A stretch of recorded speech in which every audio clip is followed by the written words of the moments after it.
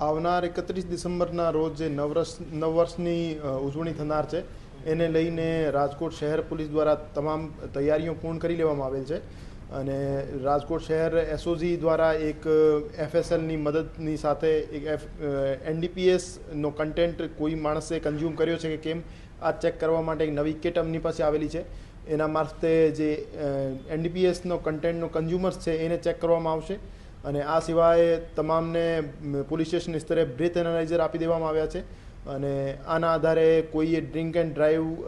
કરી રહ્યા હોય અથવા દારૂ પીને જાહેરમાં ફરી રહ્યા હોય તો એવા માણસોને ચેક કરવામાં આવશે અને એના વિરુદ્ધ પગલાં લેવામાં આવશે. આ સિવાય ડીજી સાહેબની અને સ્થાનિક સ્તરેથી પ્રોહિબિશનની અને ડ્રગ્સની એક ડ્રાઈવ આપી દેવામાં આવી છે. આ ડ્રાઈવ દરમિયાન ગઈકાલે પણ દેશી દારૂના જે જગ્યાઓ હતી એના ઉપર રેડ કરવામાં આવેલ હતી અને કેસો કરવામાં આવેલ હતા અને આવનાર દિવસોમાં પણ એ જ રીતે તમામ જગ્યાએ જે જ્યાં દારૂ વેચાણની સૂચના અમને મળે છે ત્યાં રેડ કરવામાં આવશે અને એનડીપીએસ બાબતે પણ અમને જ્યાં ઇન્ફોર્મેશન મળશે ત્યાં એનડીપીએસ પકડવા બાબતની રેડ કરવામાં આવશે. હજુ સુધી એક પણ જે 31 ડિસેમ્બરના રોજ જે પાર્ટીઓ યોજનાર છે એમાં એક પણ મંજૂરી આપવામાં આવેલ નથી. અમારી પાસે as of now 8 permission letters આવ્યા છે જેના આધારે એની ચકાસણી સ્થાનિક પોલીસ સ્ટેશન સ્તરેથી ચાલુ છે અને તમામ ડોક્યુમેન્ટ્સ અને તમામ જે એમને લીગલ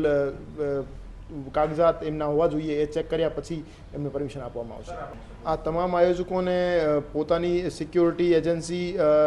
અને સીસીટીવી કેમેરા મારફતે જે એમની એક્ટિવિટી થઈ રહી છે એના ઉપર સુપરવિઝન રાખવાનું રહેશે અને એને ઇન્શ્યોર કરવાનું રહેશે કે એવી કોઈ પણ ઘટના ના બને જેના કારણે એને જે પરમિશન લેટર આપવામાં આવ્યું છે એની કોઈ શરત ભંગ થાય